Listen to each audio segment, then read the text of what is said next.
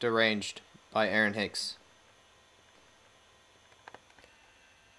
That was me, back when I was a young chick, nestled under the fat of my mother, ignorantly content in what I thought would be perpetual bliss. My time spent there were my first and fondest memories, as I sat in the warmth growing ever fat on regurgitated krill. Those were happy times, but soon I became too large, and it came time for me to face the world as it was. The world turned out to be a frigid, snowy wasteland, quite the opposite of what I had grown accustomed to. Nevertheless, I tried to make the best of it playing games with my best friend Albert, like kids so often do. Albert was like me, in that he was also unique and misunderstood by the communism of our rookery. When other chicks would play mindless games, we did not participate. We spent most of our days away from the other chicks, creating new, more interesting games.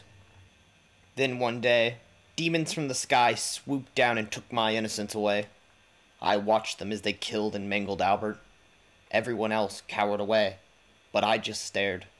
Their indifference startled me, and I was left to believe that if it came down to it, they would turn a blind eye to me. It was in that moment something inside of me changed, and I knew I would never be like the other penguins. The loss was devastatingly life-changing, and after seeing the contrast of the blood and snow, I became infatuated by color. It was like me to find bizarre comfort in tragedy. Oddly enough, red became my favorite color. I guess it was my way of coping, but where I lived, there were no reds. There were no vibrant colors at all, only dull-off shades of color that made for poor stimulation. Therefore, I did the only thing I could do. I masked my discontent and masqueraded around like the rest of them in habitual days. I waddled and slid my way around just as the others did, but thought, there is no point in waddling here nor there if every destination is exactly the same as the last. I became sick of their seemingly aimless endeavors. Yes, I tried hunting as the other penguins did, but my disdain only grew exponentially through the conformity of such acts. Before I knew it, I had grown up. My childhood seemed to slip away, and I went from playing little chick games to playing the games of life, where you tiptoe around hoping to go unnoticed as different. In the quest to have a perception of normalcy, I even managed to meet a girl and start a family. It settled me down a bit having 2 kids and a mate. I even started to grow fond of being a father. Every year we'd make love, and she would lay an egg. It was my job to incubate the egg, which assured our child did not die. It was an important job, and I treated it as such. Like the others in my rookery, when my spouse Andrea left for the sea, I got sad. I was so close to being orthodoxy, content, empty. The redness in my eyes had almost diminished completely. But then, one day creatures came from the sea on top their huge vessels, and with them came colors I had never seen before. Greens. Yellows. I was consumed, and wasted no time making friends with the multicolored creatures. They were friendly as well, and seemed to be curiously curious in my curiosity of them. I made a bad friend, though, because every time I saw a new color, I tried to steal it. My nest started to fill with little colorful objects, and I took pride in the unique liveliness it gave to it. My family didn't seem to notice. A blizzard started to move in, and the rest of the group huddled together as they always did. But I did not. I stood alone, embracing the hellish weather, while wondering what the creatures were doing inside of their shelters. Thousands of scenarios went through my head, making me never want to be content again. It made suffering through the icy blast seem more appealing than the numbness of penguin life. There was no going back after that. I started falling ever more short of my fatherly duties, and Andrea noticed the difference. She would never understand. She just stared with judgmental eyes.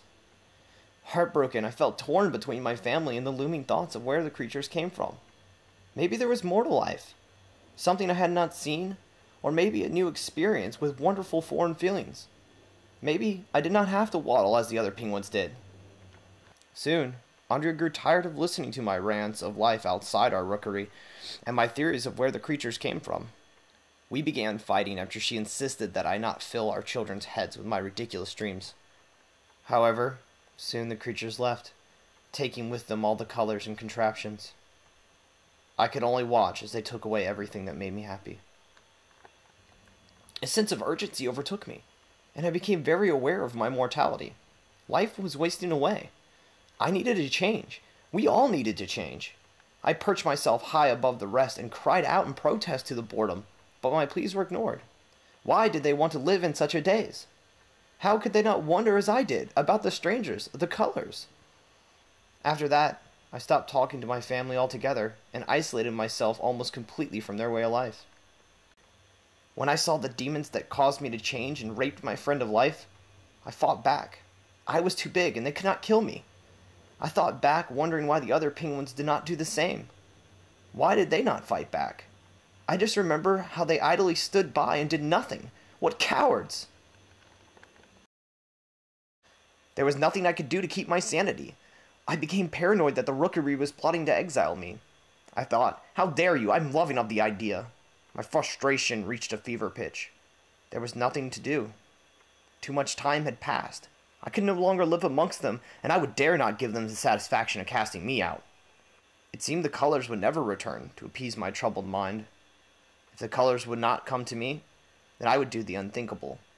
I planned to travel out into the wilderness alone in search of the answers I so longed for. So I ran. For what seemed to be an eternity, I ran faster than ever before. I liked the way it felt to run. It was spiritually freeing. I would never stop, not until I found what I was looking for. I dreamed of a life full of adventure while trying to appreciate the one I was on, but this would turn out to be the greatest adventure of all. I had not eaten. I had not slept. My body started to absorb the blubber that kept me warm, and it soon became obvious that there was nothing more to be found out there.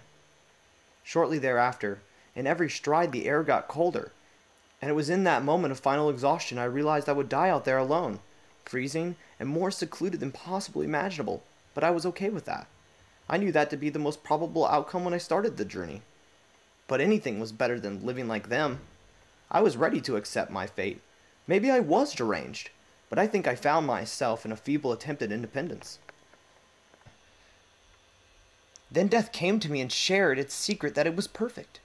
With death came everything I ever wanted and more. Its beauty brought the realization that life was not life at all, but a wound that you must suffer through until growing strong enough to burst free from its captivity. In that moment, death gave birth to me.